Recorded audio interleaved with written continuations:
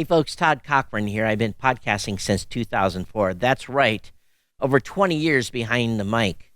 I host Podcast Insider, New Media Show, Geek News Central, and of course this show. And I'm also the CEO and founder of a podcast hosting company. So trust me, I've wrangled RSS feeds from the Wild West days of podcasting to now. If there's one thing I've learned in 2 decades of this game is that podcasting technology has come a long way. And I'm here to share that experience with you. All right, let's lay out the myth we're tackling. RSS is too technical for non-technical creators. You might have heard horror stories that starting a podcast means wrestling with cryptic RSS code or doing computer stuff you're not comfortable with. Maybe you've seen an RSS feed. It's full of angle brackets and gibberish text. Yikes. No wonder some creators get spooked. They think, I'm not a programmer. I can't possibly manage an RSS feed. And their podcast dreams get put on the shelf. But here's the reality check. Modern podcasting doesn't require you to manually code RSS feeds at all.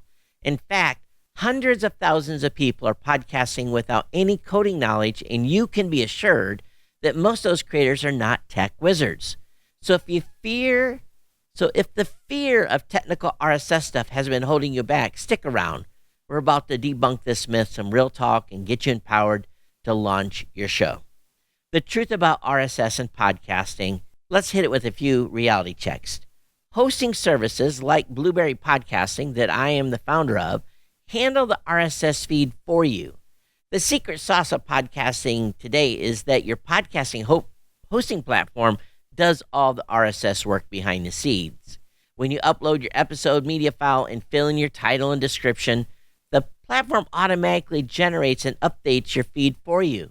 You never have to manually write a single line of that feed code. Heck, if I tried it now, I'd probably mess it up completely.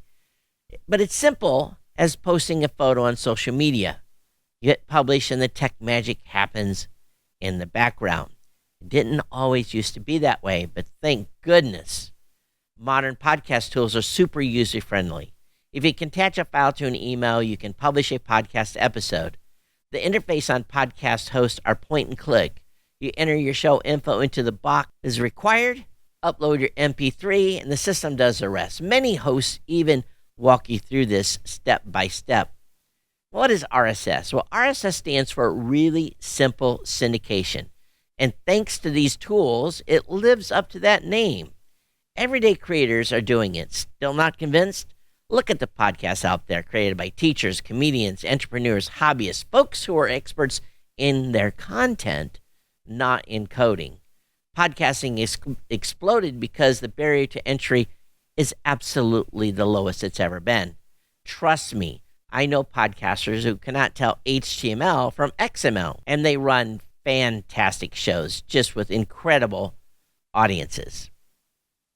The myth that RSS is too technical is just outdated. It might have been kind of true 15 plus years ago, actually more than that, when we were all figuring out this stuff, but not today.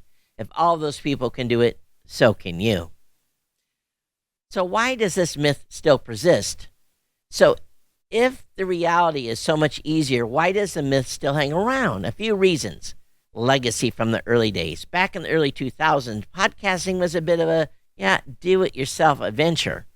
I remember in 2004 actually hand-coding my RSS feed for my show. It was painful.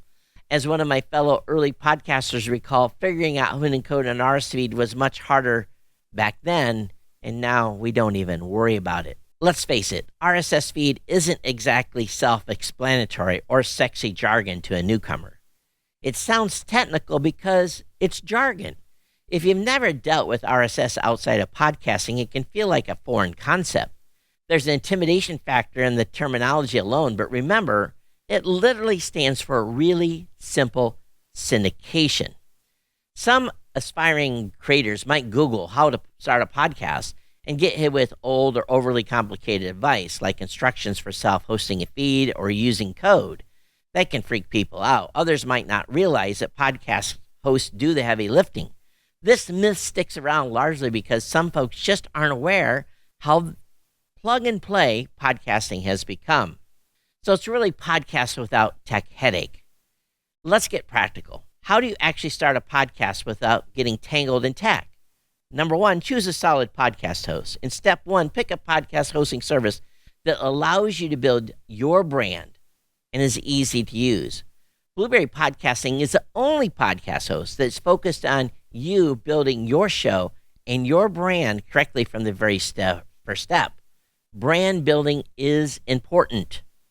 Again, be able to publish an episode with a few clicks. When you have an episode ready, you just upload your audio file to your host, fill in the episode title and notes, click publish, and voila.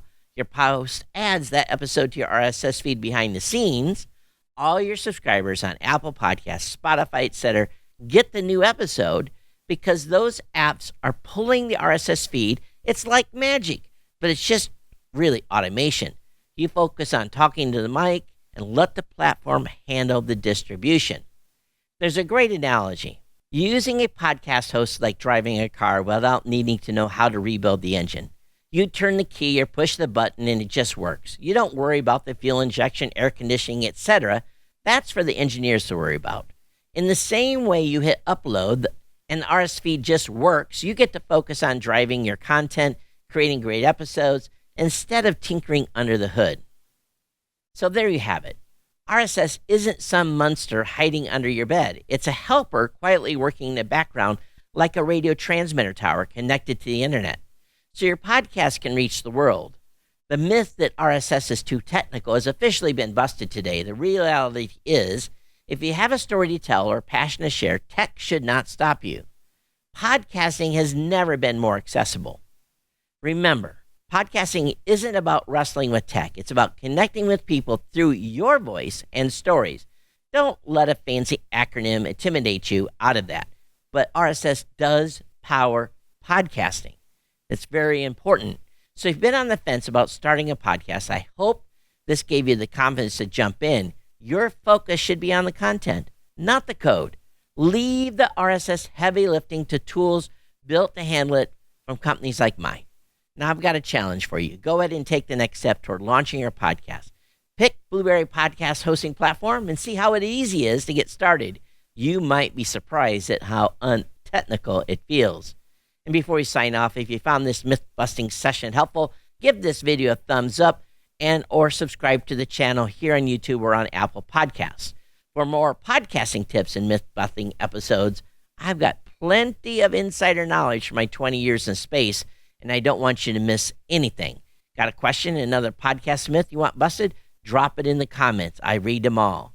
Thanks for watching, and remember, don't let the tech myth stop you from sharing your voice. Until next time, happy podcasting.